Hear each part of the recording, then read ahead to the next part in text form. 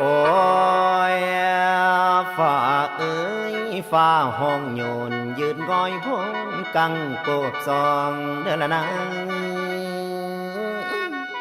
เหลือบาดนี้บาดว่าฝ่าห้องทรงงางเสียงตึงพุ่นตึง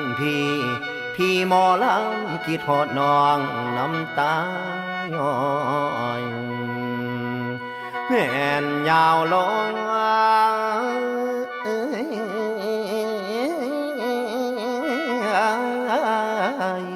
โอ้ยน้อ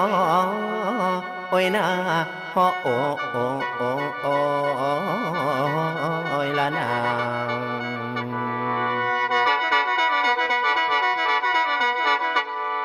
เมื่อบัดนี้ฟังเอาเด้อลุงป้าสิเอาอาดองทั้งพี่เดี๋ยวนี้